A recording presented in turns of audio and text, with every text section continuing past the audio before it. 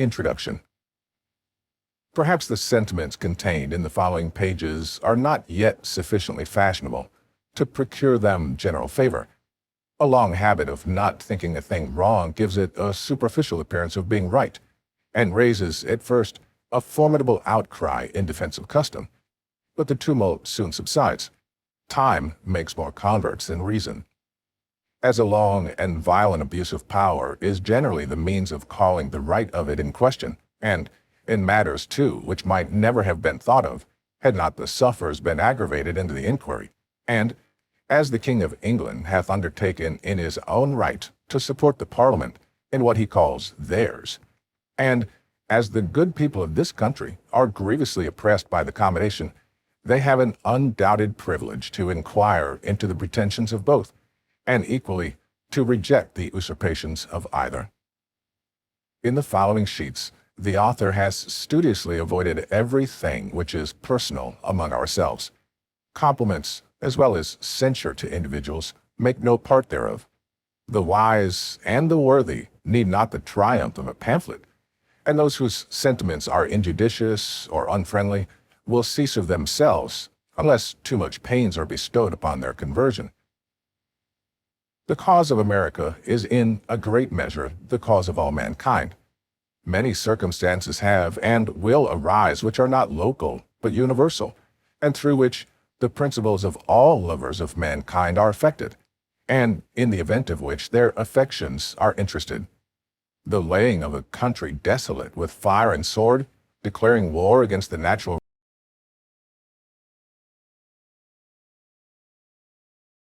1. Of the origin and design of government in general, with concise remarks on the English Constitution. Some writers have so confounded society with government as to leave little or no distinction between them, whereas they're not only different, but have different origins. Society is produced by our wants, and government by our wickedness. The former promotes our happiness positively by uniting our affections, the latter negatively by restraining our vices. The one encourages intercourse, the other creates distinctions. The first is a patron, the last a punisher. Society in every state is a blessing, but government, even in its best state, is but a necessary evil. In its worst state, an intolerable one. For when we suffer, or are exposed to the same miseries by a government which we might expect in a country without government, our calamity is heightened by reflecting that we furnish the means by which we suffer. Government, like dress, is the badge of lost innocence.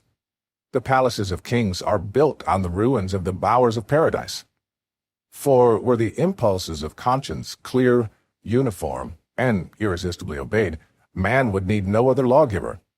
But that not being the case, he finds it necessary to surrender up a part of his property to furnish means for the protection of the rest. And this he is induced to do by the same prudence which, in every other case, advises him out of two evils to choose the least. Wherefore, security being the true design and end of government, it unanswerably follows that whatever form thereof appears most likely to ensure it to us, with the least expense and greatest benefit, is preferable to all others. In order to gain a clear and just idea of the design and end of government, let's suppose a small number of persons settled in some sequestered part of the earth, unconnected with the rest. They will then represent the first peopling of any country or of the world. In this state of natural liberty, society will be their first thought. 1,000 motives will excite them thereto. The strength of one man is so unequal to his wants, and his mind so unfitted for perpetual solitude, that he is soon obliged to seek assistance and relief of another, who, in his turn, requires the same. 4 or 5 united would be able to raise a tolerable dwelling in the midst of a wilderness, but one man might labor out the common period of life without accomplishing anything. When he had felled his timber, he could not remove it, nor erect it after it was removed. Hunger, in the meantime, would urge him from his work, and every different want call him a different way. Disease, nay, even misfortune, would be death, for though neither might be mortal, yet either would disable him from living, and reduce him to a state in which he might rather be said to perish than to die. This necessity, like a gravitating power, would soon form our newly arrived emigrants into society, the reciprocal blessing of which would supersede and render the obligations of law and government unnecessary, while they remained perfectly just to each other. But as nothing but heaven is impregnable to vice, it will unavoidably happen that in proportion as they surmount the first difficulties of emigration, which bound them together in a common cause, they'll begin to relax in their duty and attachment to each other, and this remissness will point out the necessity of establishing some form of government to supply the defect of moral virtue. Some convenient tree will afford them a state house, under the branches of which the whole colony may assemble to deliberate on public matters. It is more than probable that their first laws will have the title only of regulations, and be enforced by no other penalty than public disesteem. In this first parliament, every man by natural right will have a seat.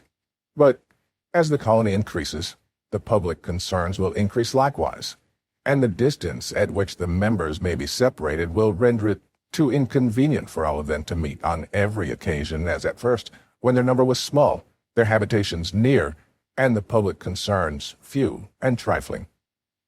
This will point out the convenience of their consenting to leave the legislative part to be managed by a select number chosen from the whole body, who are supposed to have the same concerns at stake which those have who appointed them, and who will act in the same manner as the whole body would act were they present.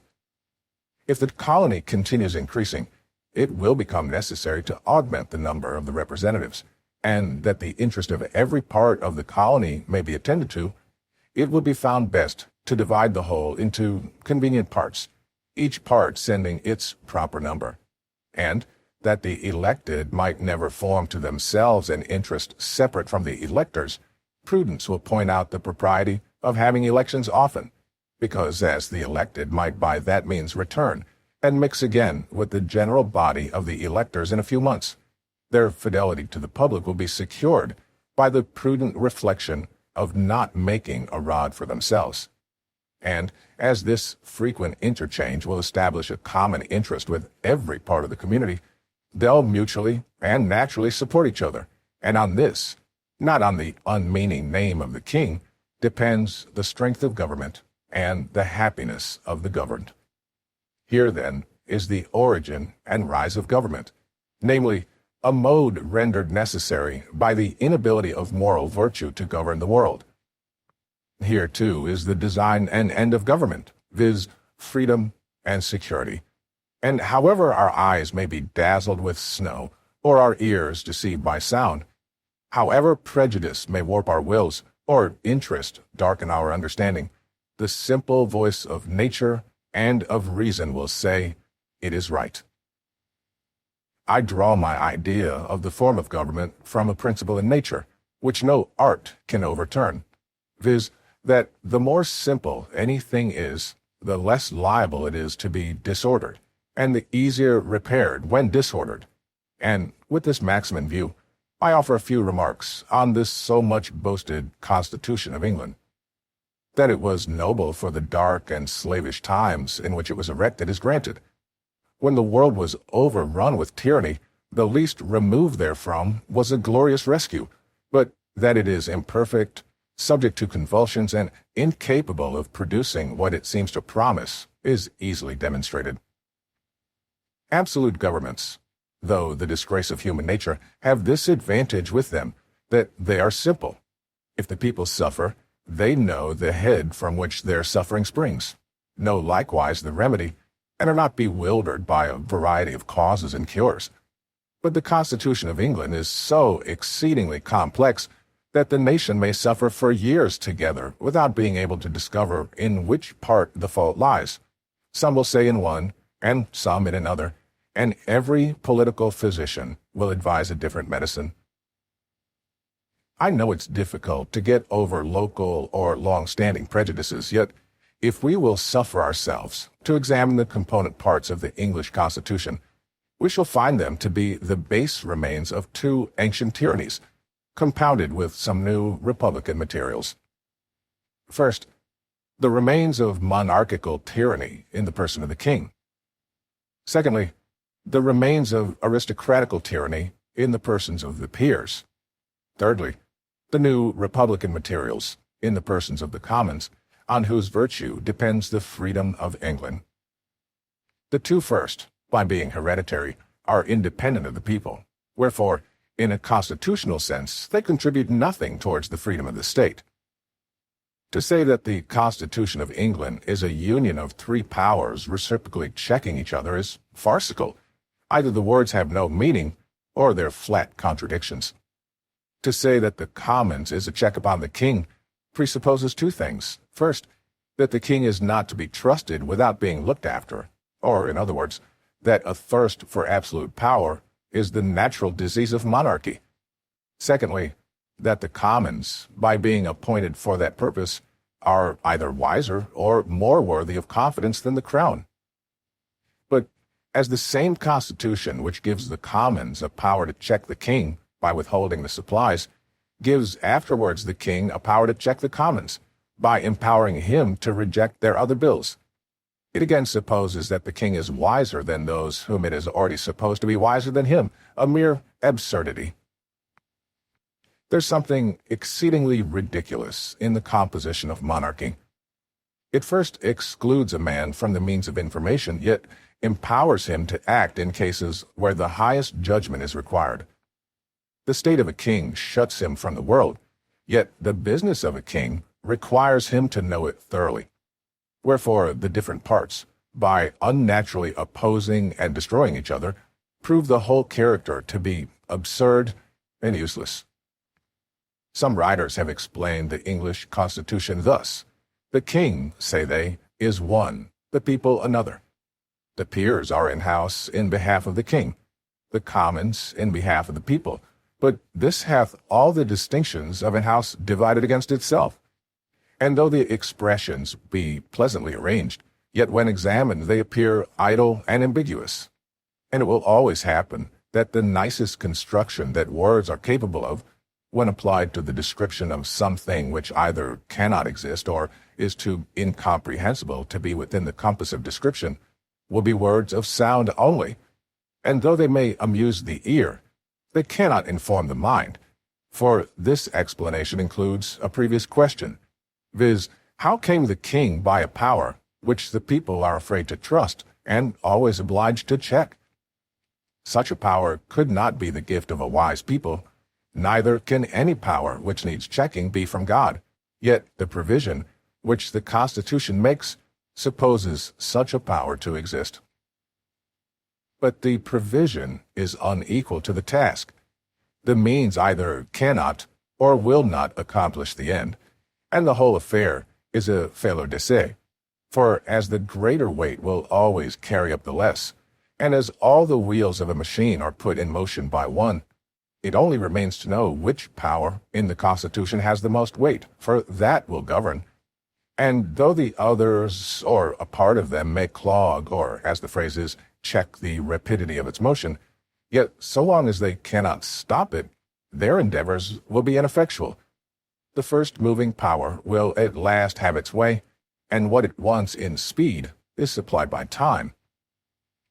That the crown is the overbearing part in the English Constitution needs not be mentioned, and that it derives its whole consequence merely from being the giver of places and pensions is self-evident. Wherefore, though we have been wise enough to shut and lock a door against absolute monarchy, we, at the same time, have been foolish enough to put the crown in possession of the key. The prejudice of Englishmen in favor of their own government by king, lords, and commons arises as much or more from national pride than reason. Individuals are undoubtedly safer in England than in some other countries, but the will of the king is as much the law of the land in Britain as in France, with this difference that, instead of proceeding directly from his mouth, it is handed to the people under the more formidable shape of an act of Parliament. For the fate of Charles I hath only made kings more subtle, not more just. Wherefore, Laying aside all national pride and prejudice in favor of modes and forms, the plain truth is that it is wholly owing to the constitution of the people, and not to the constitution of the government, that the crown is not as oppressive in England as in Turkey. An inquiry into the constitutional errors in the English form of government is, at this time, highly unnecessary. For as we are never in a proper condition of doing justice to others, while we continue under the influence of some leading partiality, so neither are we capable of doing it to ourselves while we remain fettered by any obstinate prejudice. And as a man who is attached to a prostitute is unfitted to choose or judge of a wife, so any prepossession in favor of a rotten constitution of government will disable us from discerning a good one.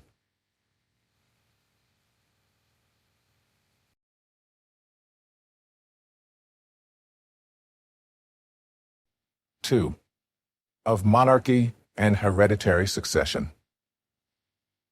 Mankind being originally equals in the order of creation, the equality could only be destroyed by some subsequent circumstance.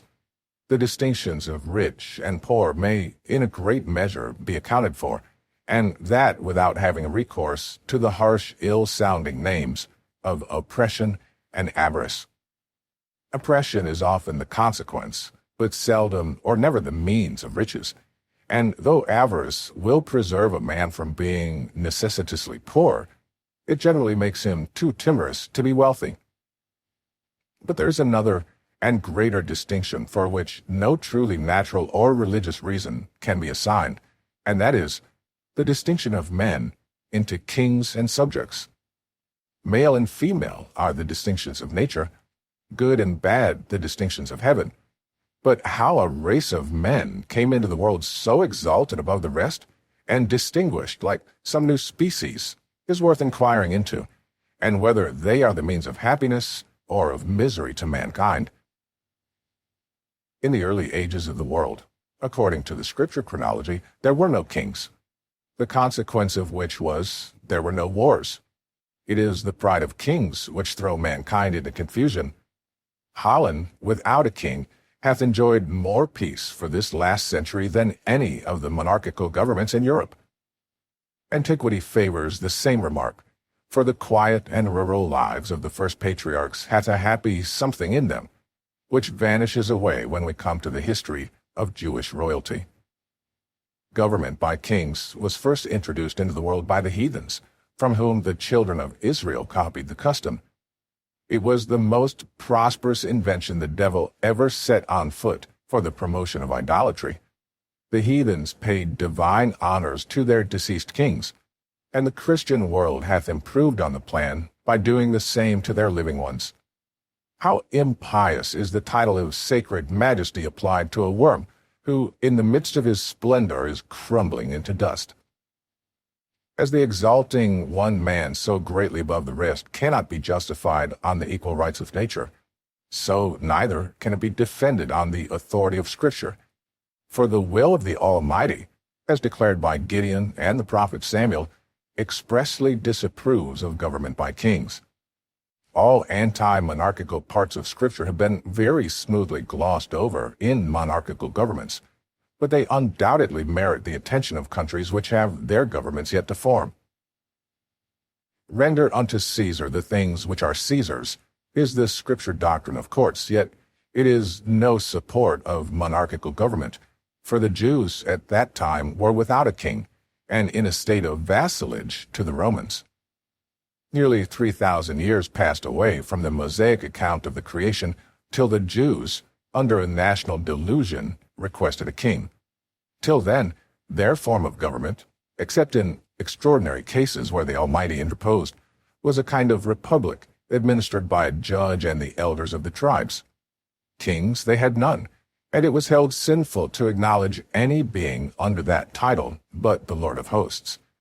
And when a man seriously reflects on the idolatrous homage which is paid to the persons of kings, he need not wonder that the Almighty, ever jealous of his honor, should disapprove of a form of government which so impiously invades the prerogative of heaven. Monarchy is ranked in Scripture as one of the sins of the Jews, for which a curse in reserve is denounced against them.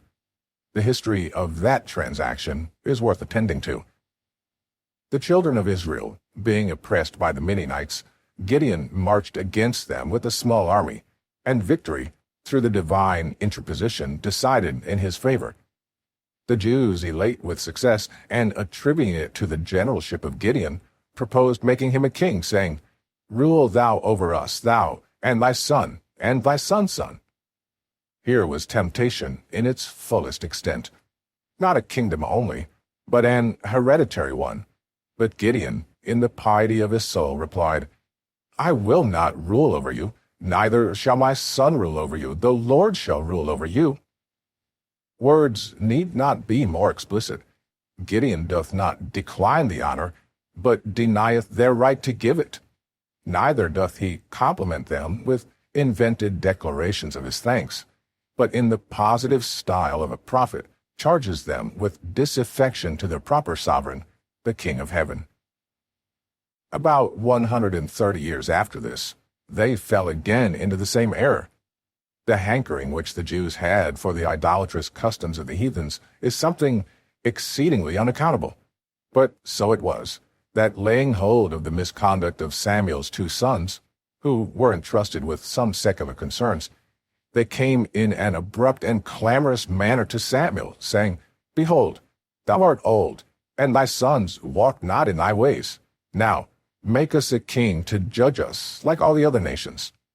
And here we cannot but observe that their motives were bad, viz., that they might be like unto other nations, i.e. the heathens, whereas their true glory laid in being as much unlike them as possible. But the thing displeased Samuel when they said, "Give us a king to judge us." And Samuel prayed unto the Lord. And the Lord said unto Samuel, "Hearken unto the voice of the people in all that they say unto thee, for they've not rejected thee, but they have rejected me, that I should not reign over them, according to all the works which they have done, since the day that I brought them up out of Egypt, even unto this day, wherewith they have forsaken me and served other gods. So do they also unto thee. Now therefore hearken unto their voice. Howbeit protest solemnly unto them, and show them the manner of the king that shall reign over them, i.e., not of any particular king, but the general manner of the kings of the earth, whom Israel was so eagerly copying after, and, notwithstanding the great distance of time and difference of manners, the character is still in fashion. And Samuel told all the words of the Lord unto the people that asked of him a king. And he said, "This shall be the manner of the king that shall reign over you. He will take your sons, and appoint them for himself, for his chariots, and to be his horsemen, and some shall run before his chariots."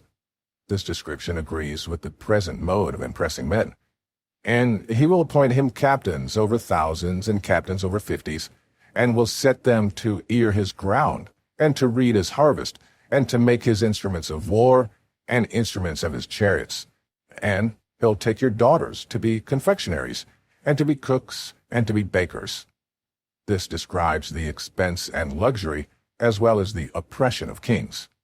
"And he will take your fields and your olive yards, even the best of them, and give them to his servants. And he'll take the tenth of your feed and of your vineyards, and give them to his officers and to his servants." By which we see that bribery, corruption, and favoritism are the standing vices of kings. "And he will take the tenth of your men servants, and your maidservants, and your goodliest young men, and your asses, and put them to his work. And he'll take the tenth of your sheep, and ye shall be his servants, and ye shall cry out in that day, because of your king, which ye shall have chosen.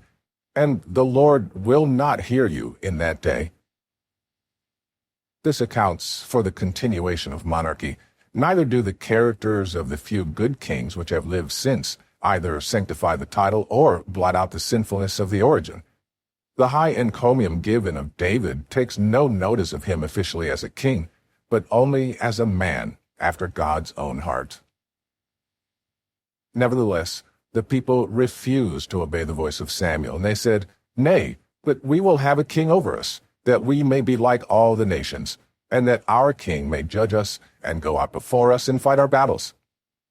Samuel continued to reason with them, but to no purpose. He set before them their ingratitude, but all would not avail. And seeing them fully bent on their folly, he cried out, "I will call unto the Lord, and he shall send thunder and rain," which then was a punishment, being in the time of wheat harvest, "that ye may perceive, and see that your wickedness is great, which ye have done in the sight of the Lord, in asking you a king." So Samuel called unto the Lord, and the Lord sent thunder and rain that day, and all the people greatly feared the Lord and Samuel. And all the people said unto Samuel, "Pray for thy servants unto the Lord thy God, that we die not, for we have added unto our sins this evil, to ask a king."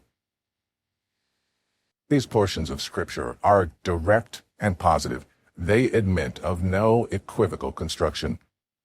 That the Almighty hath here entered his protest against monarchical government is true, or the Scripture is false.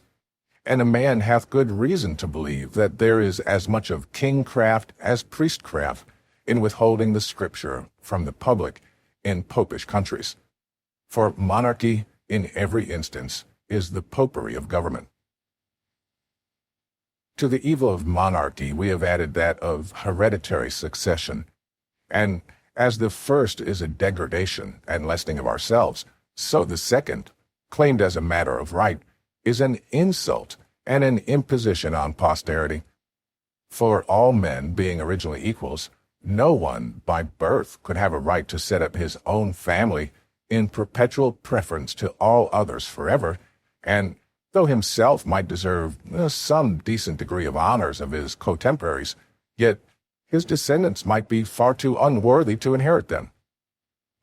One of the strongest natural proofs of the folly of hereditary right in kings is that nature disapproves it. Otherwise, she would not so frequently turn it into ridicule by giving mankind an ass for a lion. Secondly, as no man at first could possess any other public honors than were bestowed upon him, so the givers of those honors could have no power to give away the right of posterity. And though they might say, "We choose you for our head," they could not, without manifest injustice to their children, say, "that your children and your children's children shall reign over ours forever," because such an unwise, unjust, unnatural compact might, perhaps in the next succession, put them under the government of a rogue or a fool. Most wise men, in their private sentiments, have ever treated hereditary right with contempt, yet it is one of those evils which, when once established, is not easily removed. Many submit from fear, others from superstition, and the more powerful part shares with the king the plunder of the rest. This is supposing the present race of kings in the world to have had an honorable origin, whereas it is more than probable that could we take off the dark covering of antiquity and trace them to their first rise, that we should find the first of them nothing better than the principal ruffian of some restless gang, whose savage manners or preeminence in subtlety obtained him the title of chief among plunderers, and who, by increasing in power and extending his depredations, overawed the quiet and defenseless to purchase their safety by frequent contributions. Yet his electors could have no idea of giving hereditary right to his descendants, because such a perpetual exclusion of themselves was incompatible with the free and unrestrained principles they professed to live by.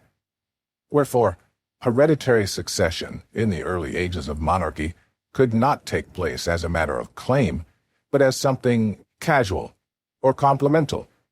But as few or no records were extant in those days, and traditionary history stuffed with fables, it was very easy, after the lapse of a few generations, to trump up some superstitious tale, conveniently timed, Muhammad-like, to cram hereditary right down the throats of the vulgar.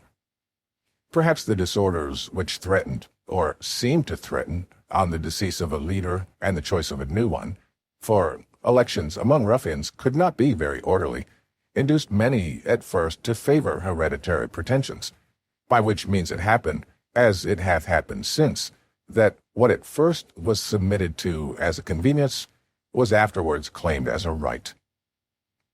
England, since the conquest, hath known some few good monarchs, but groaned beneath a much larger number of bad ones. Yet no man in his senses can say that their claim under William the Conqueror is a very honorable one. A French bastard landing with an armed banditti and establishing himself King of England against the consent of the natives is in plain terms a very paltry, rascally original. It certainly hath no divinity in it. However, it is needless to spend much time in exposing the folly of hereditary right. If there are any so weak as to believe it, let them promiscuously worship the ass and lion, and welcome. I shall neither copy their humility nor disturb their devotion. Yet I should be glad to ask how they suppose kings came at first. The question admits but of three answers, viz., either by lot, by election, or by usurpation. If the first king was taken by lot, it establishes a precedent for the next, which excludes hereditary succession. Saul was by lot, yet the succession was not hereditary. Neither does it appear from that transaction there was any intention it ever should.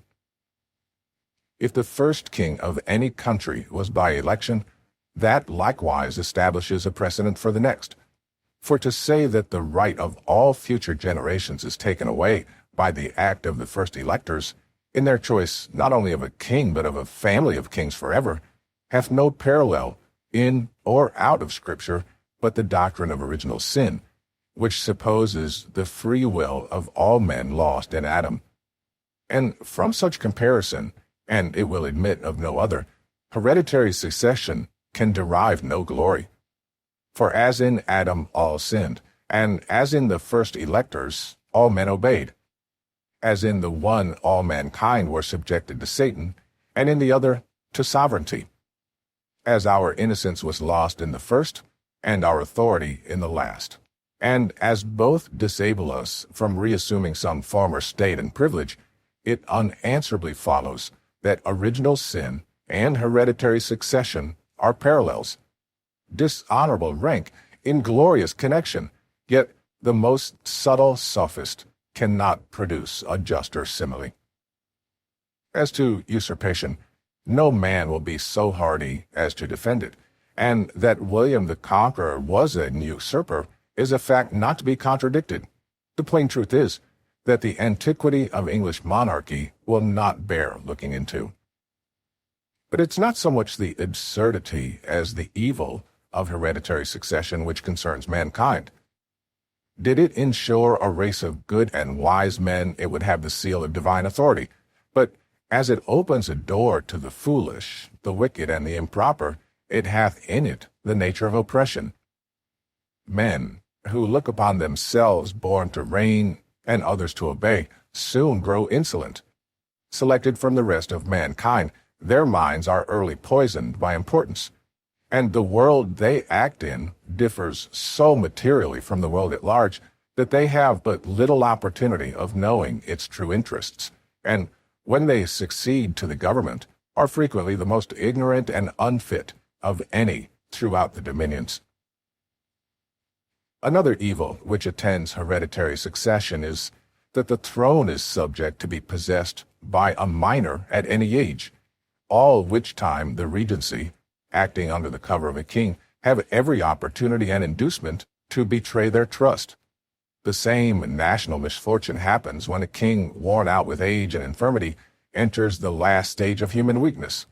In both these cases, the public becomes a prey to every miscreant who can tamper successfully with the follies either of age or infancy. The most plausible plea which hath ever been offered in favor of hereditary succession is that it preserves a nation from civil wars, and were this true, it would be weighty, whereas it is the most barefaced falsity ever imposed upon mankind. The whole history of England disowns the fact. 30 kings and 2 minors have reigned in that distracted kingdom since the conquest, in which time there have been, including the Revolution, no less than 8 civil wars and 19 rebellions. Wherefore, instead of making for peace, it makes against it, and destroys the very foundation it seems to stand on. The contest for monarchy and succession between the houses of York and Lancaster laid England in a scene of blood for many years. 12 pitched battles, besides skirmishes and sieges, were fought between Henry and Edward. Twice was Henry prisoner to Edward, who, in his turn, was prisoner to Henry. And so uncertain is the fate of war and the temper of a nation, when nothing but personal matters are the ground of a quarrel, that Henry was taken in triumph from a prison to a palace, and Edward obliged to fly from a palace to a foreign land.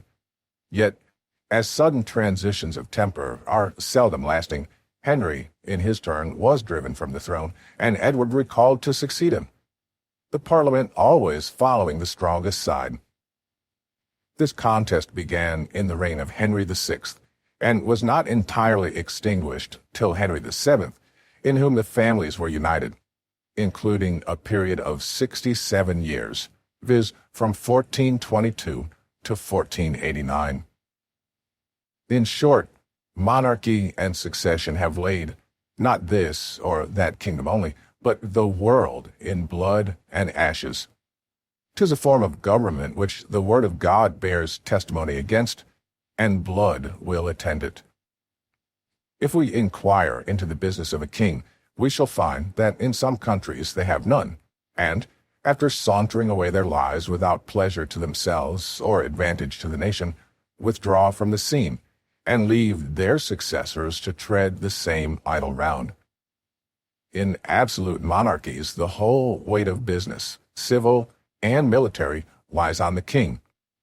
The children of Israel, in their request for a king, urged this plea, that he may judge us and go out before us and fight our battles. But in countries where he is neither a judge nor a general, as in England, a man would be puzzled to know what is his business. The nearer any government approaches to a republic, the less business there is for a king. It is somewhat difficult to find a proper name for the government of England.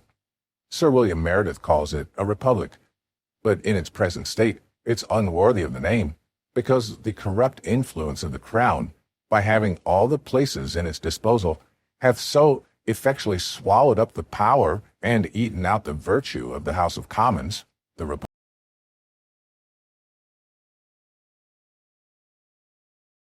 3. Thoughts on the present state of American affairs. In the following pages, I offer nothing more than simple facts, plain arguments, and common sense, and have no other preliminaries to settle with the reader than that he will divest himself of prejudice and prepossession, and suffer his reason and his feelings to determine for themselves, that he will put on, or rather that he will not put off the true character of a man, and generously enlarge his views beyond the present day. Volumes have been written on the subject of the struggle between England and America. Men of all ranks have embarked in the controversy, from different motives and with various designs, but all have been ineffectual, and the period of debate is closed. Arms, as the last resource, decide the contest. The appeal was the choice of the king, and the continent hath accepted the challenge. It hath been reported of the late Mr. Pelham, who, though an able minister, was not without his faults, that on his being attacked in the House of Commons on the score that his measures were only of a temporary kind, replied, "They will last my time." Should a thought so fatal and unmanly possess the colonies in the present contest, the name of ancestors will be remembered by future generations with detestation. The sun never shined on a cause of greater worth. 'Tis not the affair of a city, a country, a province, or a kingdom, but of a continent, of at least 1/8 part of the habitable globe. 'Tis not the concern of a day, a year, or an age. Posterity are virtually involved in the contest, and will be more or less affected even to the end of time by the proceedings now. Now is the seed time of continental union, faith, and honor. The least fracture now will be like a name engraved with the point of a pin on the tender rind of a young oak. The wound will enlarge with the tree, and posterity read it in full-grown characters. By referring the matter from argument to arms, a new era for politics is struck, a new method of thinking hath arisen. All plans, proposals, etc., prior to the 19th of April, i.e., to the commencement of hostilities, are like the almanacs of the last year, which, though proper then, are superseded and useless now. Whatever was advanced by the advocates on either side of the question then terminated in one and the same point, viz., a union with Great Britain. The only difference between the parties was the method of effecting it, the one proposing force, the other friendship. But it hath so far happened that the first hath failed, and the second hath withdrawn her influence. As much hath been said of the advantages of reconciliation, which, like an agreeable dream, hath passed away, and left us as we were, it is but right that we should examine the contrary side of the argument, and inquire into some of the many material injuries which these colonies sustain, and always will sustain, by being connected with and dependent on Great Britain. To examine that connection and dependence on the principles of nature and common sense, to see what we have to trust to if separated, and what we are to expect if dependent. I have heard it asserted by some that as America hath flourished under her former connection with Great Britain, that the same connection is necessary towards her future happiness, and will always have the same effect. Nothing can be more fallacious than this kind of argument. We may as well assert that because a child has thrived upon milk, that it is never to have meat, or that the first 20 years of our lives is to become a precedent for the next 20. But even this is admitting more than is true, for I answer roundly that America would have flourished as much and probably much more had no European power had anything to do with her. The commerce by which she hath enriched herself are the necessities of life, and will always have a market while eating is the custom of Europe. But she has protected us, say some. That she hath engrossed us is true, and defended the continent at our expense as well as her own is admitted, and she would have defended Turkey from the same motive, viz., the sake of trade and dominion. Alas, we've been long led away by ancient prejudices, and made large sacrifices to superstition. We've boasted the protection of Great Britain without considering that her motive was interest, not attachment, that she did not protect us from our enemies on our account, but from her enemies on her own account, from those who had no quarrel with us on any other account, and who will always be our enemies on the same account. Let Britain waive her pretensions to the continent, or the continent throw off the dependence, and we should be at peace with France and Spain, were they at war with Britain. The miseries of Hanover last war ought to warn us against connections. It hath lately been asserted in Parliament that the colonies have no relation to each other but through the parent country, i.e., that Pennsylvania and the Jerseys, and so on for the rest, are sister colonies by the way of England. This is certainly a very roundabout way of proving relationship, but it is the nearest and only true way of proving enemyship, if I may so call it. France and Spain never were, nor perhaps ever will be, our enemies as Americans, but as our being the subjects of Great Britain. But Britain is the parent country, say some. Then the more shame upon her conduct. Even brutes do not devour their young, nor savages make war upon their families. Wherefore the assertion, if true, turns to her reproach. But it happens not to be true, or only partly so, and the phrase parent or mother country hath been Jesuitically adopted by the king and his parasites, with the low papistical design of gaining an unfair bias on the credulous weakness of our minds. Europe, and not England, is the parent country of America. This new world hath been the asylum for the persecuted lovers of civil and religious liberty from every part of Europe. Hither have they fled, not from the tender embraces of the mother, but from the cruelty of the monster. And it is so far true of England that the same tyranny which drove the first emigrants from home pursues their descendants still. In this extensive quarter of the globe, we forget the narrow limits of 360 miles, the extent of England, and carry our friendship on a larger scale. we claim brotherhood with every European Christian and triumph in the generosity of the sentiment. It's pleasant to observe by what regular gradations we surmount the force of local prejudice as we enlarge our acquaintance with the world. A man born in any town in England, divided into parishes, will naturally associate most with his fellow parishioners, because their interests, in many cases, will be common, and distinguish him by the name of neighbor. If he meet him but a few miles from home, he drops the narrow idea of a street and salutes him by the name of townsman. If he travel out of the country and meet him in any other, he forgets the minor divisions of street and town and calls him countryman, i.e., county man. But if in their foreign excursions they should associate in France or any other part of Europe, their local remembrance would be enlarged into that of Englishmen. And by a just parity of reasoning, all Europeans meeting in America, or any other quarter of the globe, are countrymen. For England, Holland, Germany, or Sweden, when compared with the whole, stand in the same places on the larger scale, which the divisions of street, town, and county do on the smaller ones, distinctions too limited for continental minds. Not 1/3 of the inhabitants, even of this province, are of English descent. Wherefore I reprobate the phrase of parent or mother country applied to England only as being false, selfish, narrow, and ungenerous. But admitting that we were all of English descent, what does it amount to? Nothing. Britain, being now an open enemy, extinguishes every other name and title. And to say that reconciliation is our duty is truly farcical.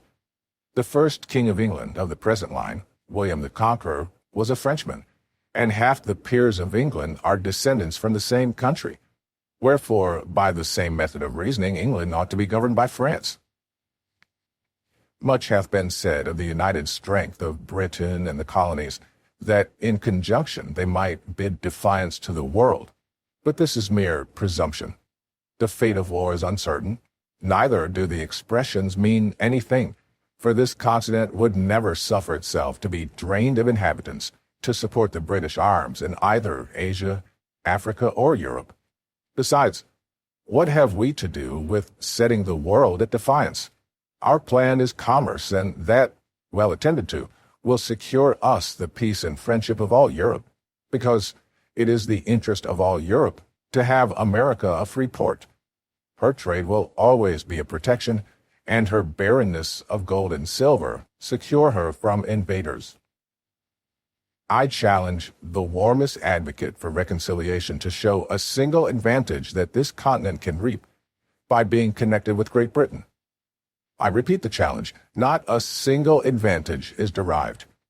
Our corn will fetch its price in any market in Europe, and our imported goods must be paid for by them where we will.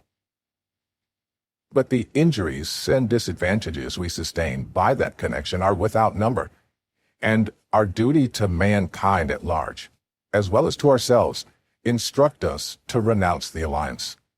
Because any submission to or dependence on Great Britain tends directly to involve this continent in European wars and quarrels, and sets us at variance with nations who would otherwise seek our friendship, and against whom we have neither anger nor complaint. As Europe is our market for trade, we ought to form no partial connection with any part of it. It is the truest interest of America to steer clear of European contentions, which she never can do while by her dependence on Britain she is made the make-weight in the scale of British politics. Europe is too thickly planted with kingdoms to be long at peace, and whenever a war breaks out between England and any foreign power, the trade of America goes to ruin because of her connection with Britain.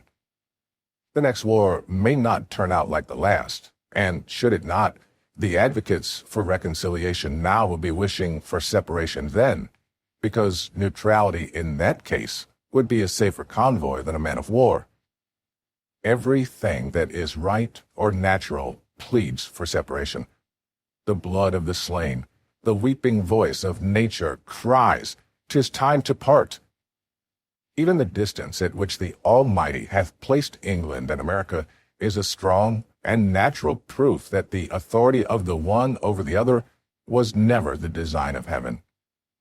The time, likewise, at which the continent was discovered adds weight to the argument, and the manner in which it was peopled increases the force of it. The Reformation was preceded by the discovery of America, as if the Almighty graciously meant to open a sanctuary to the persecuted in future years, when home should afford neither friendship nor safety.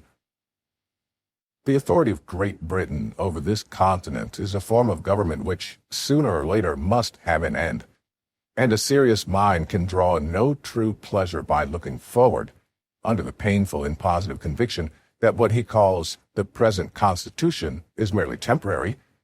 As parents, we can have no joy knowing that this government is not sufficiently lasting to ensure anything which we may bequeath to posterity, and, by a plain method of argument, as we're running the next generation into debt, we ought to do the work of it. Otherwise, we use them meanly and pitifully. In order to discover the line of our duty rightly, we should take our children in our hand and fix our station a few years farther into life. That eminence will present a prospect which a few present fears and prejudices conceal from our sight. Though I would carefully avoid giving unnecessary offense, yet I am inclined to believe that all those who espouse the doctrine of reconciliation may be included within the following descriptions: interested men who are not to be trusted, weak men who cannot see, prejudiced men who will not see, and a certain set of moderate men who think better of the European world than it deserves. And this last class, by an ill-judged deliberation, will be the cause of more calamities to this continent than all the other three. It's the good fortune of many to live distant from the scene of sorrow. The evil is not sufficient brought to their doors to make them feel the precariousness with which all American property is possessed. But let our imaginations transport us for a few moments to Boston. That seat of wretchedness will teach us wisdom, and instruct us forever to renounce a power in whom we can have no trust. The inhabitants of that unfortunate city, who but a few months ago were in ease and affluence, have now no other alternative than to stay and starve, or turn out to beg, endangered by the fire of their friends if they continue within the city, and plundered by the soldiery if they leave it. In their present condition, they're prisoners without the hope of redemption, and in a general attack for their relief, they would be exposed to the fury of both armies.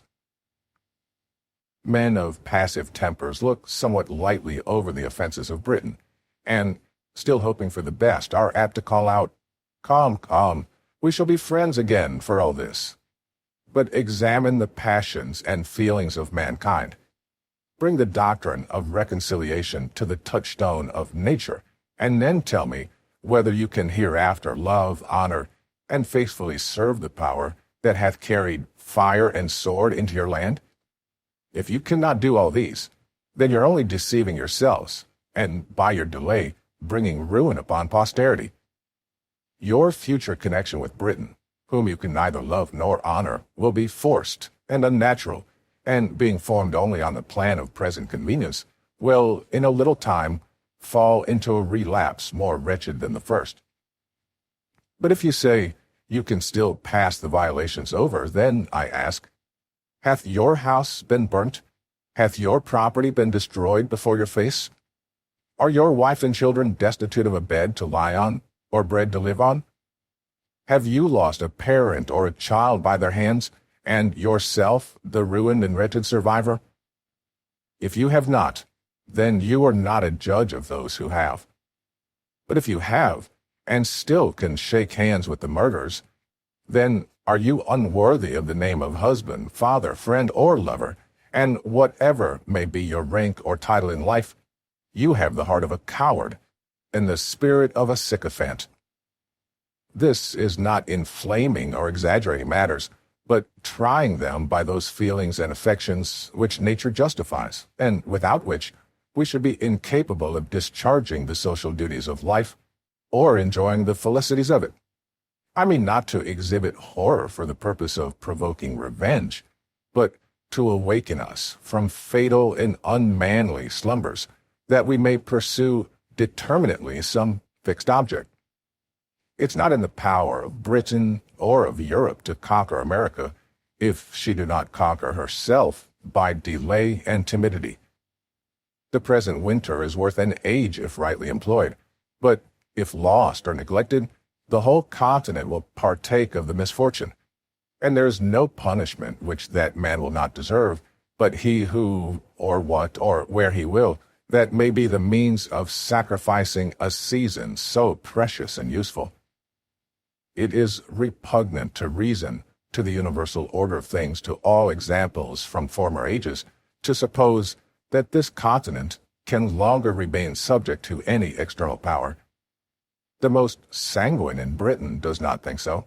The utmost stretch of human wisdom cannot at this time compass a plan short of separation, which can promise the continent even a year's security. Reconciliation is now a fallacious dream. Nature hath deserted the connection, and art cannot supply her place. For, as Milton wisely expresses, never can true reconcilement grow where wounds of deadly hate have pierced so deep. Every quiet method for peace hath been ineffectual. Our prayers have been rejected with disdain, and only tended to convince us that nothing flatters vanity, or confirms obstinacy in kings more than repeated petitioning, and nothing hath contributed more than that very measure to make the kings of Europe absolute. Witness Denmark and Sweden. Wherefore, since nothing but blows will do, for God's sake, let us come to a final separation, and not leave the next generation to be cutting throats under the violated, unmeaning names of parent and child. To say they will never attempt it again is idle and visionary. We thought so at the repeal of the Stamp Act, yet a year or two undeceived us. As well may we suppose that nations, which have been once defeated, will never renew the quarrel. As to government matters, it is not in the power of Britain to do this continent justice. The business of it will soon be too weighty and intricate to be managed with any tolerable degree of convenience by a power so distant from us and so very ignorant of us. For if they cannot conquer us, they cannot govern us. To be always running 3,000 or 4,000 miles with a tale or a petition, waiting 4 or 5 months for an answer, which, when obtained, requires 5 or 6 more to explain it will, in a few years, be looked upon as folly and childishness. There was a time when it was proper, and there is a proper time for it to cease. Small islands not capable of protecting themselves are the proper objects for kingdoms to take under their care. But there's something very absurd in supposing a continent to be perpetually governed by an island. In no instance hath nature made the satellite larger than its primary planet, and as England and America, with respect to each other, reverses the common order of nature, it's evident they belong to different systems. England to Europe, America to itself. I am not induced by motives of pride, party, or resentment to espouse the doctrine of separation and independence. I am clearly, positively, and conscientiously persuaded that it is the true interest of this continent to be so, that everything short of that is mere patchwork, that it can afford no lasting felicity. That is, leaving the sword to our children, and shrinking back at a time when a little more, a little farther, would have rendered this continent the glory of the earth. As Britain hath not manifested the least inclination towards a compromise, we may be assured that no terms can be obtained worthy the acceptance of the continent, or any ways equal to the expense of blood and treasure we have already put to. The object contended for ought always to bear some just proportion to the expense. The removal of North, or the whole detestable junto, is a matter unworthy the millions we have expended. A temporary stoppage of trade was an inconvenience, which would have sufficiently balanced the repeal of all the acts complained of, had such repeals been obtained. But if the whole continent must take up arms, if every man must be a soldier, it's scarcely worth our while to fight against a contemptible ministry only. Dearly, dearly do we pay for the repeal of the acts, if that's all we fight for. For in a just estimation, it is as great a folly to pay a Bunker Hill price for law as for land. As I have always considered the independency of this continent as an event which sooner or later must arrive, so, from the late rapid progress of the continent to maturity, the event could not be far off. Wherefore, on the breaking out of hostilities, it was not worth the while to have disputed a matter which time would have finally redressed, unless we meant to be in earnest. Otherwise, it's like wasting an estate on a suit at law, to regulate the trespasses of a tenant whose lease is just expiring. No man was a warmer wisher for reconciliation than myself, before the fatal 19th of April, 1775. But the moment the event of that day was made known, I rejected the hardened, sullen-tempered Pharaoh of England forever, and disdained the rich that, with the pretended title of father of his people, can unfeelingly hear of their slaughter and composedly sleep with their blood upon his soul. But, admitting that matters were now made up, what would be the event? I answer, the ruin of the continent, and that for several reasons. First, the powers of governing still remaining in the hands of the king, he will have a negative over the whole legislation of this continent.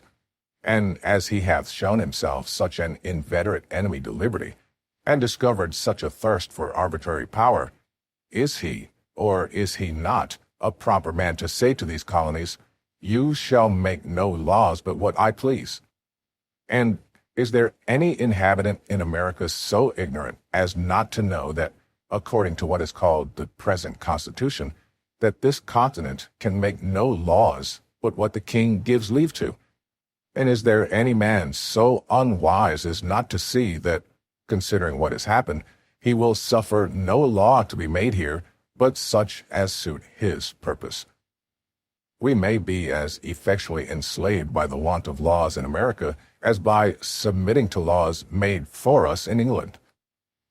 After matters are made up, as it is called, can there be any doubt but the whole power of the crown will be exerted to keep this continent as low and humble as possible? Instead of going forward, we shall go backward, or be perpetually quarreling, or ridiculously petitioning. We are already greater than the king wishes us to be, and will he not hereafter endeavor to make us less? To bring the matter to one point, is the power who is jealous of our prosperity a proper power to govern us? Whoever says no to this question is an independent, for independency means no more than whether we shall make our own laws, or whether the king, the greatest enemy this continent hath, or can have, shall tell us, there shall be no laws but such as I like. But the king, you will say, has a negative in England. The people there can make no laws without his consent. In point of right and good order, there is something very ridiculous that a youth of 21, which hath often happened, shall say to several millions of people, older and wiser than himself, I forbid this or that act of yours to be law.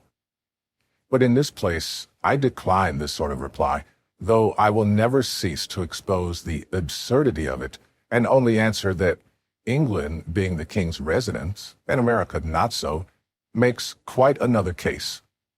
The king's negative here is 10 times more dangerous and fatal than it can be in England, for there he will scarcely refuse his consent to a bill for putting England into as strong a state of defense as possible, and, in America, he would never suffer such a bill to be passed. America is only a secondary object in the system of British politics. England consults the good of this country no farther than it answers her own purpose. Wherefore, her own interest leads her to suppress the growth of ours in every case which doth not promote her advantage, or, in the least, interferes with it. A pretty state we should soon be in under such a second-hand government, considering what has happened. Men do not change from enemies to friends by the alteration of a name. And in order to show that reconciliation now is a dangerous doctrine, I affirm that it would be policy in the king at this time to repeal the acts for the sake of reinstating himself in the government of the provinces, in order that he may accomplish by craft and subtlety in the long run what he cannot do by force and violence in the short one. Reconciliation and ruin are nearly related. Secondly, that as even the best terms which we can expect to obtain can amount to no more than a temporary expedient, or a kind of government by guardianship, which can last no longer than till the colonies come of age. So the general face and state of things in the interim will be unsettled and unpromising. Emigrants of property will not choose to come to a country whose form of government hangs but by a thread, and who is every day tottering on the brink of commotion and disturbance. And numbers of the present inhabitants would lay hold of the interval to dispense of their effects and quit the continent. But the most powerful of all arguments is that nothing but independence, i.e., a continental form of government, can keep the peace of the continent and preserve it inviolate from civil wars. I dread the event of a reconciliation with Britain now, as it is more than probable that it will be followed by a revolt somewhere or other, the consequences of which may be far more fatal than all the malice of Britain. Thousands are already ruined by British barbarity. Thousands more will probably suffer the same fate. Those men have other feelings than us who have nothing suffered. All they now possess is liberty. What they before enjoyed is sacrificed to its service, and having nothing more to lose, they disdain submission. Besides, the general temper of the colonies towards a British government will be like that of a youth who is nearly out of his time. They will care very little about her. And a government which cannot preserve the peace is no government at all. And in that case, we pay our money for nothing. And pray, what is it that Britain can do, whose power will be wholly on paper, should a civil tumult break out the very day after reconciliation? I've heard some men say, many of whom I believe spoke without thinking, that they dreaded an independence, fearing that it would produce civil wars. It is but seldom that our first thoughts are truly correct, and that's the case here, for there are 10 times more to dread from a patched-up connection than from independence. I make the sufferer's case my own, and I protest that were I driven from house and home, my property destroyed, and my circumstances ruined, that, as a man sensible of injuries, I could never relish the doctrine of reconciliation, or consider myself bound thereby. The colonies have manifested such a spirit of good order and obedience to continental government as is sufficient to make every reasonable person easy and happy on that head. No man can assign the least pretense for his fears on any other grounds than such as are truly childish and ridiculous, viz., that one colony will be striving for superiority over another. Where there are no distinctions, there can be no superiority. Perfect equality affords no temptation. The republics of Europe are all, and we may say always, in peace. Holland and Switzerland are without wars, foreign or domestic. Monarchical governments, it is true, are never long at rest. The crown itself is a temptation to enterprising ruffians at home, and that degree of pride and insolence ever attendant on regal authority swells into a rupture with foreign powers, in instances where a republican government, by being formed on more natural principles, would negotiate the mistake. If there's any true cause of fear respecting independence, it is because no plan is yet laid down. Men do not see their way out. Wherefore, as an opening into that business, I offer the following hints. At the same time, modestly affirming that I have no other opinion of them myself than that they may be the means of giving rise to something better. Could the straggling thoughts of individuals be collected, they would frequently form materials for wise and able men to improve into useful matter. Let the assemblies be annual, with the president only, the representation more equal, their business wholly domestic, and subject to the authority of the Continental Congress. Let each colony be divided into 6, 8, or 10 convenient districts, each district to send a proper number of delegates to Congress, so that each colony send at least 30. The whole number in Congress will be at least 390. Each Congress to sit and to choose a president by the following method. When the delegates are met, let a colony be taken from the whole 13 colonies by lot, after which let the whole Congress choose, by ballot, a president from out of the delegates of that province. In the next Congress, let a colony be taken by lot from 12 only, omitting that colony from which the president was taken in the former Congress, and so proceeding on, till the whole 13 shall have had their proper rotation. And, in order that nothing pass into a law but what is satisfactorily just, not less than 3/5 of the Congress to be called a majority. He that will promote discord under a government so equally formed as this would have joined Lucifer in his revolt. But as there is a peculiar delicacy from whom or in what matter this business must first arise, and as it seems most agreeable and consistent that it should come from some intermediate body between the governed and the governors, that is, between the Congress and the people, let a continental conference be held in the following manner and for the following purpose.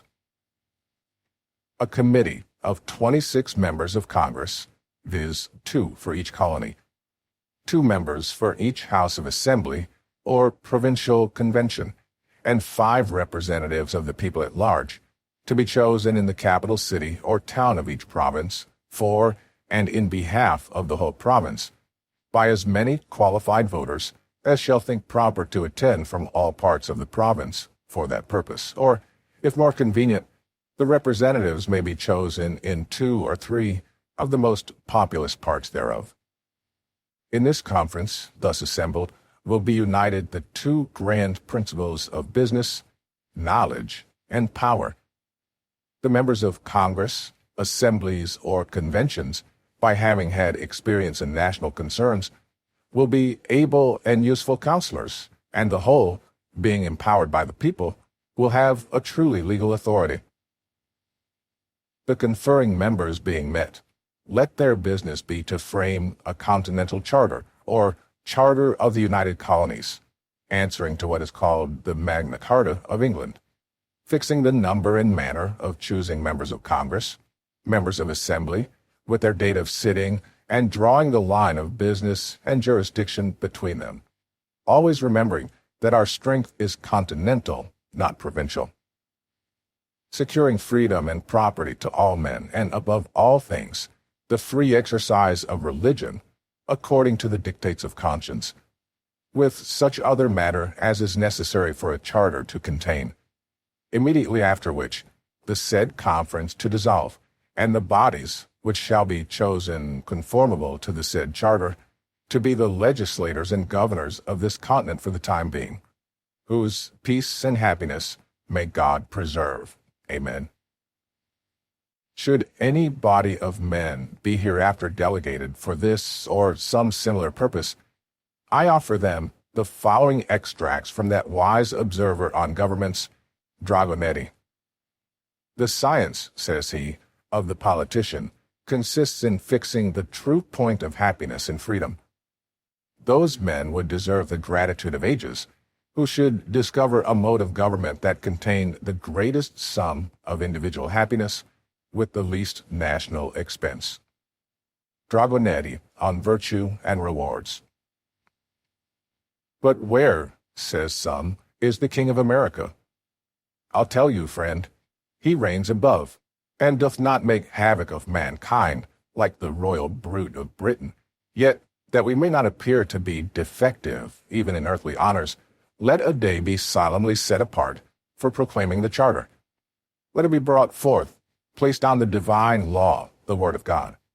Let a crown be placed thereon, by which the world may know that, so far as we approve of monarchy, that in America the law is king.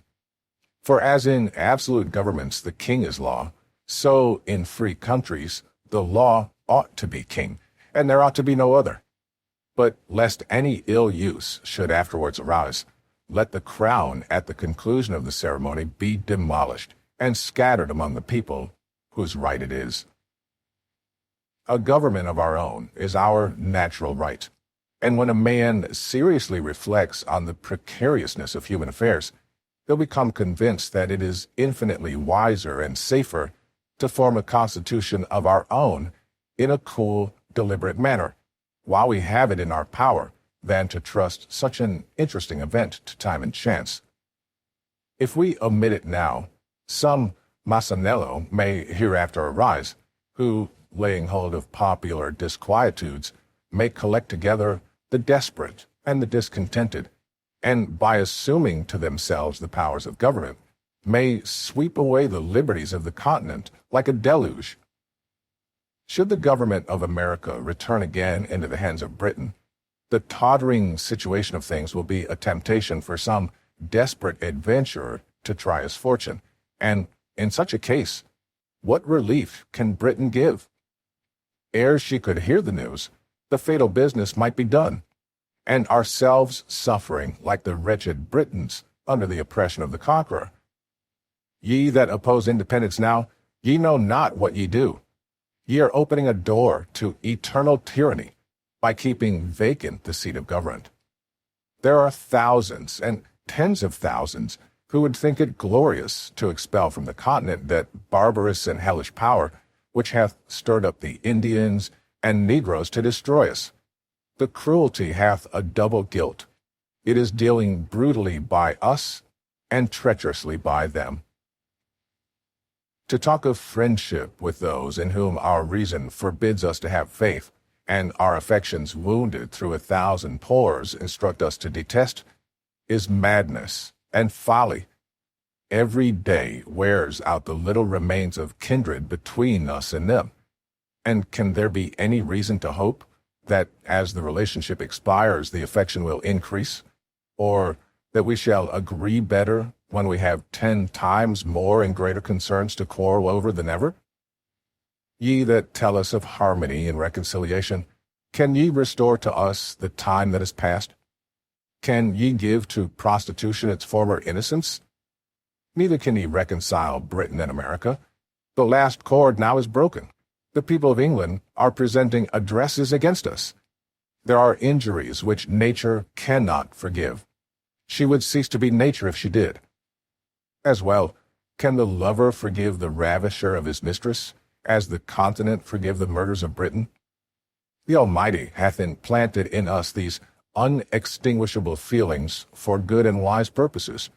They're the guardians of His image in our hearts. They distinguish us from the herd of common animals. The social compact would dissolve, and justice would be extirpated the earth, or have only a casual existence were we callous to the touches of affection. The robber and the murderer would often escape unpunished, did not the injuries which our tempers sustain provoke us into justice.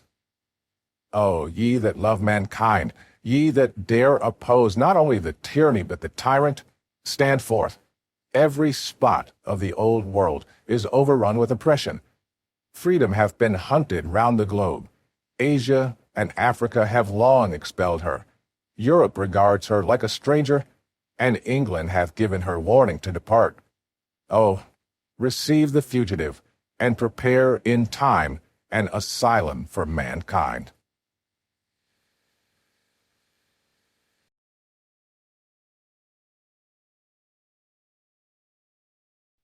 Of the present ability of America, with some miscellaneous reflections. I have never met with a man, either in England or America, who has not confessed his opinion that a separation between the countries would take place one time or another. And there's no instance in which we have shown less judgment than in endeavoring to describe what we call the rightness or fitness of the continent for independence. As all men allow the measure, and vary only in their opinion of the time, let us, in order to remove mistakes, take a general survey of things, and endeavor, if possible, to find out the very time. But we need not go far. The inquiry ceases at once, for the time hath found us. The general concurrence, the glorious union of all things, prove the fact. It is not in numbers, but in unity that our great strength lies. Yet our present numbers are sufficient to repel the force of all the world. The continent hath, at this time, the largest body of armed and disciplined men of any power under heaven, and is just arrived at that pitch of strength in which no single colony is able to support itself, and the whole, when united, can accomplish the matter, and either more or less than this, might be fatal in its effects. Our land force is already sufficient, and as to naval affairs, we cannot be insensible that Britain would never suffer an American man-of-war to be built, while the continent remained in her hands. Wherefore, we should be no forwarder an 100 years hence in that branch than we are now. But the truth is, we should be less so, because the timber of the country is every day diminishing, and that, which will remain at last, will be far off and difficult to procure. Were the continent crowded with inhabitants, her sufferings under the present circumstances would be intolerable. The more seaport towns we had, the more should we have both to defend and to lose. Our present numbers are so happily proportioned to our wants that no man need be idle. The diminution of trade affords an army, and the necessities of an army create a new trade. Debts we have none, and whatever we may contract on this account will serve as a glorious memento of our virtue. Can we but leave posterity with a settled form of government, an independent constitution of its own, the purchase at any price will be cheap. But to expend millions for the sake of getting a few vile acts repealed and routing the present ministry only is unworthy of the charge, and is using posterity with the utmost cruelty, because it's leaving them the great work to do, and a debt upon their backs, from which they derive no advantage. Such a thought is unworthy a man of honor, and is the true characteristic of a narrow heart and a peddling politician. The debt we may contract doth not deserve our regard, if the work be but accomplished. No nation ought to be without a debt. A national debt is a national bond, and when it bears no interest, is in no case a grievance. Britain is oppressed with a debt of upwards of 140 millions sterling, for which she pays upwards of 4 millions interest. And as a compensation for her debt, she has a large navy. America is without a debt and without a navy, yet for the 20th part of the English national debt could have a navy as large again. The navy of England is not worth, at this time, more than 3 millions and a half sterling. The first and second editions of this pamphlet were published without the following calculations, which are now given as a proof that the above estimation of the Navy is a just one. The charge of building a ship of each rate, and furnishing her with masts, yards, sails, and rigging, together with a proportion of 8 months' boatswains and carpenters' sea stores, as calculated by Mr. Burchett, Secretary to the Navy. For building a ship of 100 guns, the cost is £35,553 sterling. 90 guns, £29,886 sterling. 80 guns, £23,638 sterling. 70 guns, £17,785 sterling. 60 guns, £14,197 sterling. 50 guns, £10,606 sterling. 40 guns, £7,558 sterling. 30 guns, £5,846 sterling, 20 guns, £3,710 sterling. Then, from hence, it's easy to sum up the value, or cost rather, of the whole British Navy, which in the year 1757, when it was at its greatest glory, consisted of the following ships and guns. 6 ships of 100 guns, each costing £35,553 sterling, for a total of £213,318 sterling. 12 ships of 90 guns, cost of each £29,886 sterling, for a total cost of £358,632 sterling. 12 ships of 80 guns, cost per ship £23,638 sterling, total cost £283,656 sterling. 43 ships of 70 guns, cost of each £17,785 sterling, for a total cost of £746,755 sterling. 35 ships of 60 guns, cost of each ship £14,197 sterling, total cost £496,895 sterling.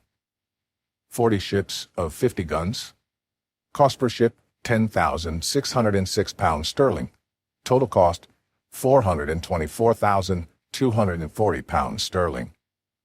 45 ships of 40 guns, cost per ship £7,558 sterling, total cost £340,110 sterling.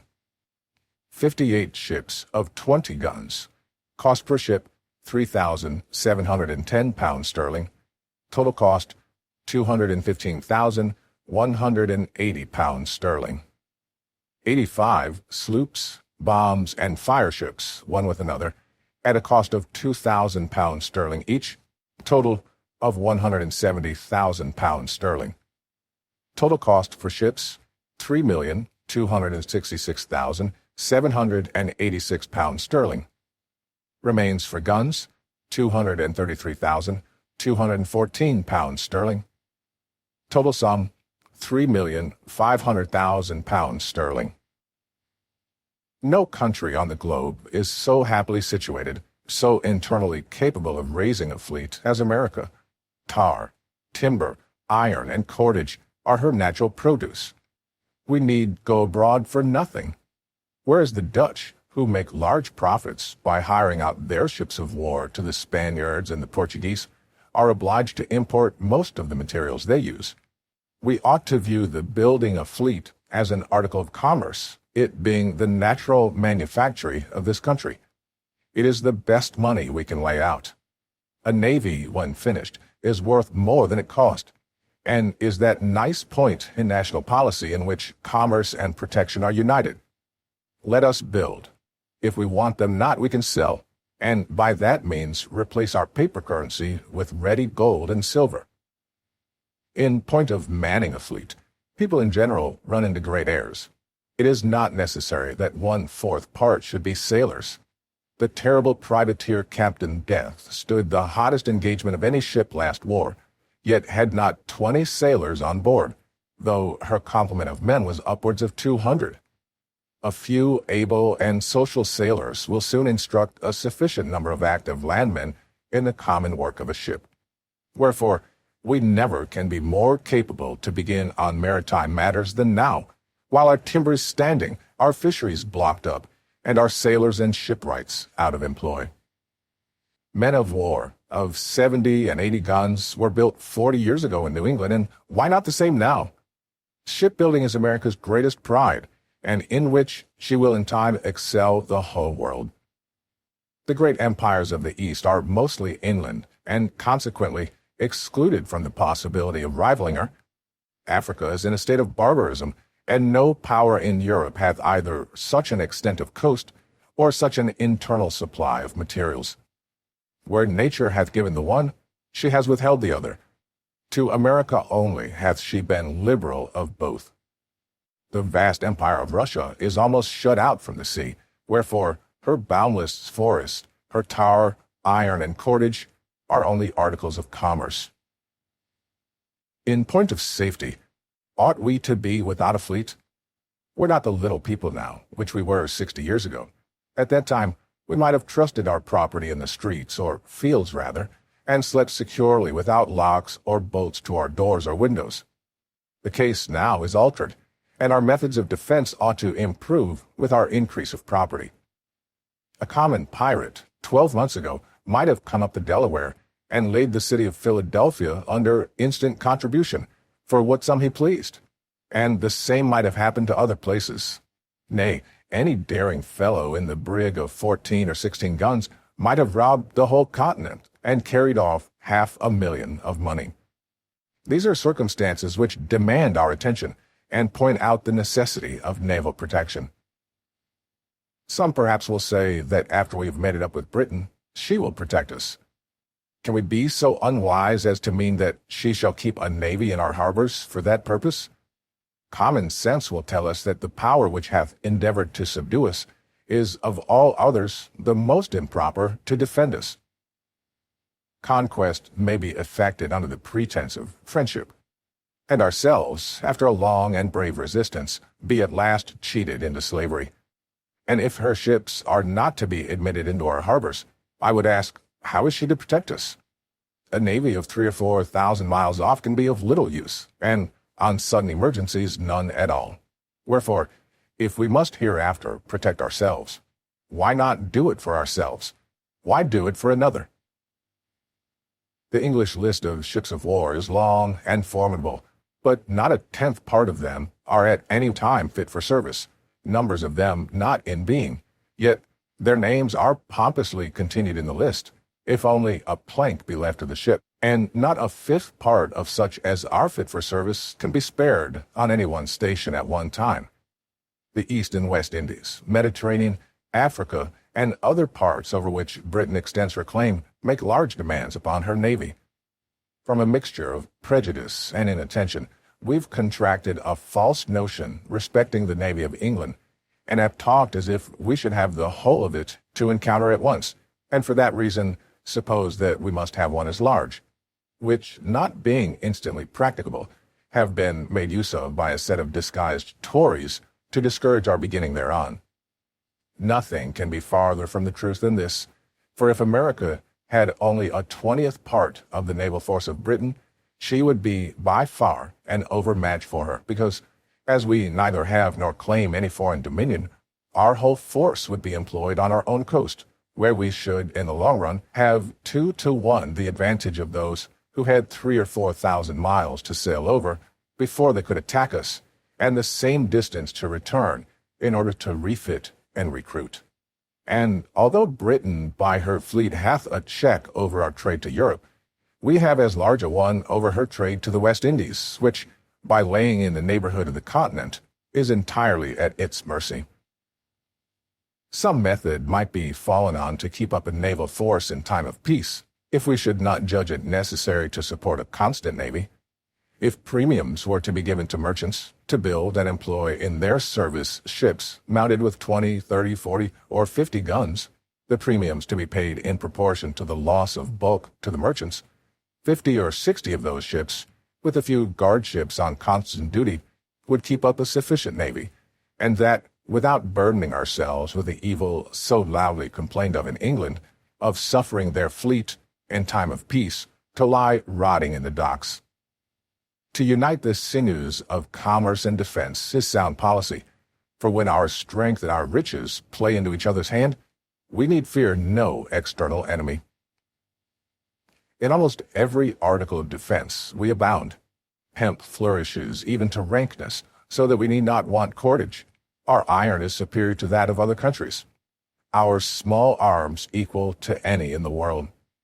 Cannon we can cast at pleasure. Saltpeter and gunpowder we are every day producing. Our knowledge is hourly improving.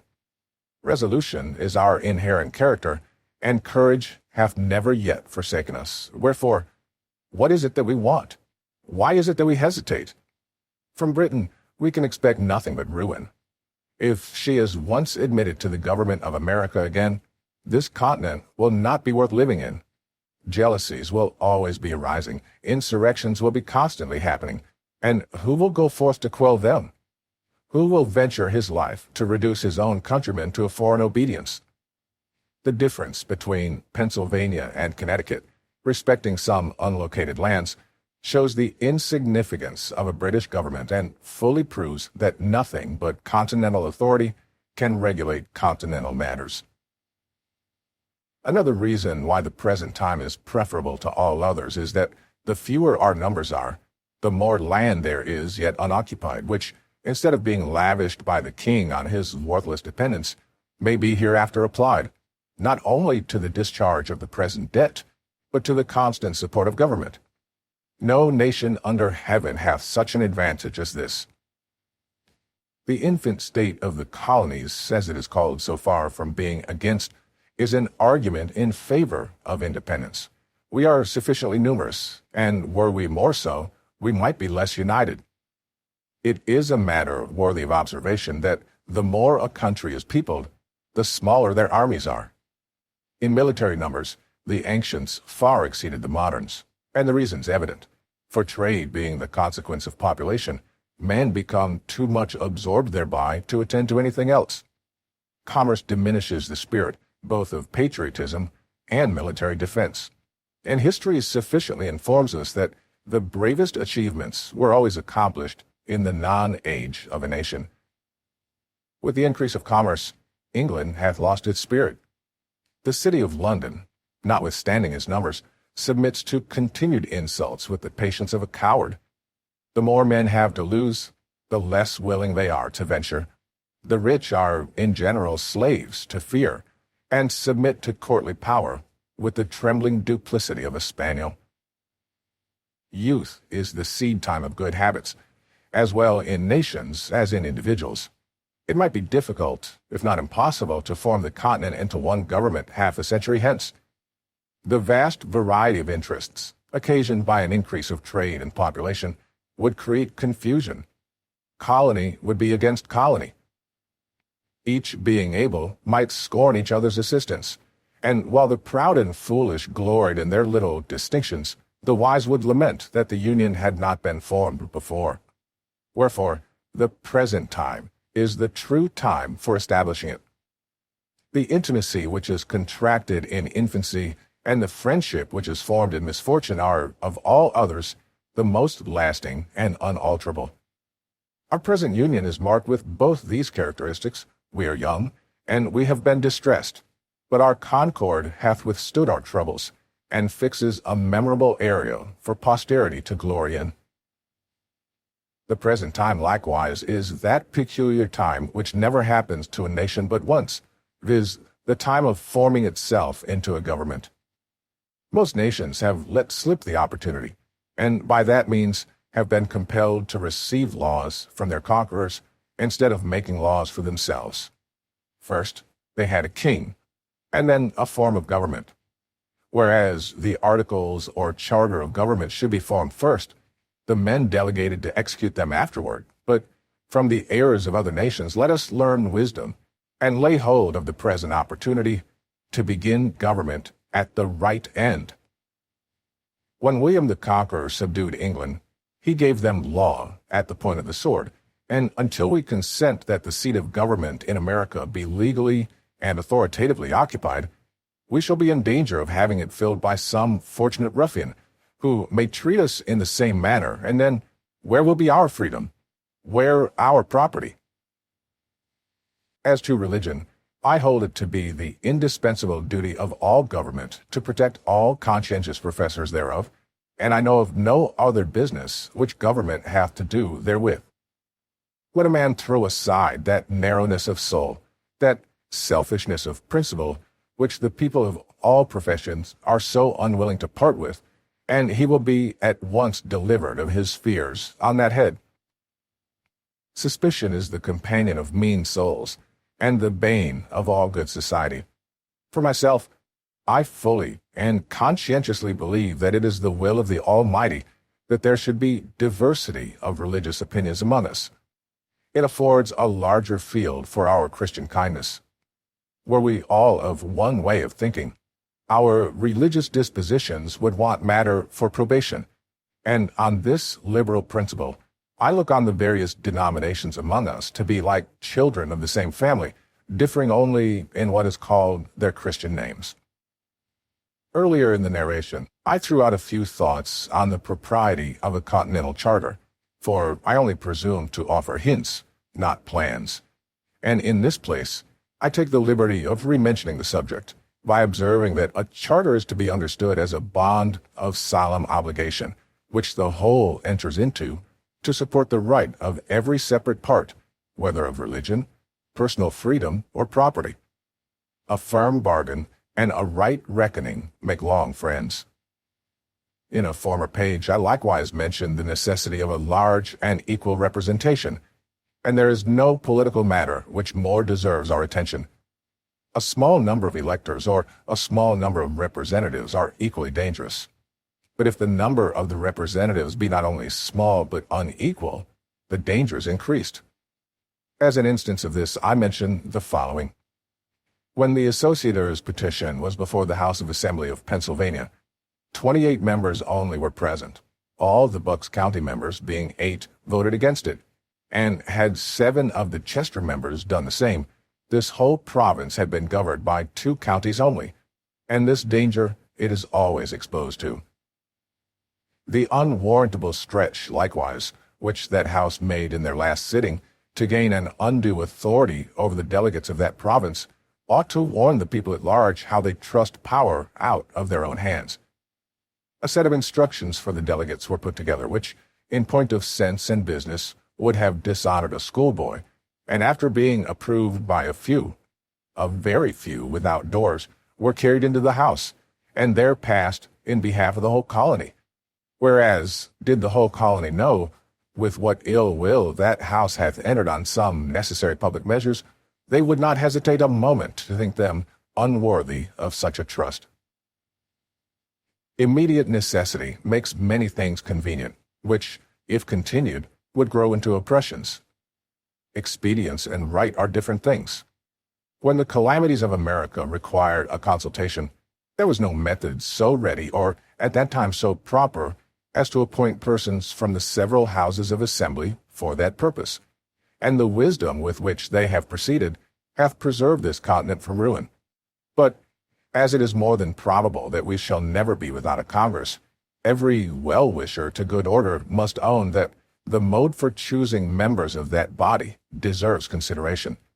And I put it as a question to those who make a study of mankind, whether representation and election is not too great a power for one and the same body of men to possess? When we're planning for posterity, we ought to remember that virtue is not hereditary. It's from our enemies that we often gain excellent maxims and are frequently surprised into reason by their mistakes. Mr. Cornwall, one of the Lords of the Treasury, treated the petition of the New York Assembly with contempt, because that House, he said, consisted but of 26 members, which trifling number, he argued, could not with decency be put for the whole. We thank him for his involuntary honesty. To conclude, however strange it may appear to some, or however unwilling they may be to think so, matters not. But many strong and striking reasons may be given to show that nothing can settle our affairs so expeditiously as an open and determined declaration for independence, some of which are: first, it is the custom of nations, when any two are at war for some other powers, not engaged in the quarrel, to step in as mediators and bring about the preliminaries of a peace. But while America calls herself the subject of Great Britain, no power, however well disposed she may be, can offer her mediation. Wherefore, in our present state, we may quarrel on forever. Secondly, it is unreasonable to suppose that France or Spain will give us any kind of assistance, if we mean only to make use of that assistance for the purpose of repairing the breach and strengthening the connection between Britain and America, because those powers would be sufferers by the consequences. Thirdly, while we profess ourselves the subjects of Britain, we must, in the eye of foreign nations, be considered as rebels. The precedent is somewhat dangerous to their peace, for men to be in arms under the name of subjects. We, on the spot, can solve the paradox, but to unite resistance and subjection requires an idea much too refined for common understanding.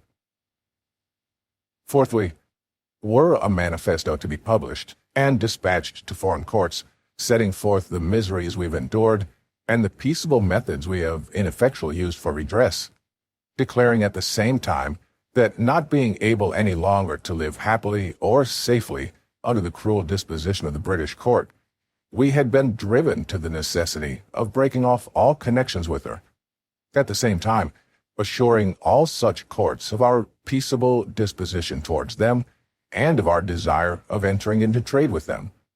Such a memorial would produce more good effects to this continent than if a ship were freighted with petitions to Britain. Under our present denomination of British subjects, we can neither be received nor heard abroad. The custom of all courts is against us, and will be so until, by an independence, we take rank with other nations. These proceedings may at first appear strange and difficult, but like all other steps, which we've already passed over, will in a little time become familiar and agreeable. And until an independence is declared, the continent will feel itself like a man who continues putting off some unpleasant business from day to day, yet knows it must be done, hates to set about it, wishes it over, and is continually haunted with the thoughts of its necessity.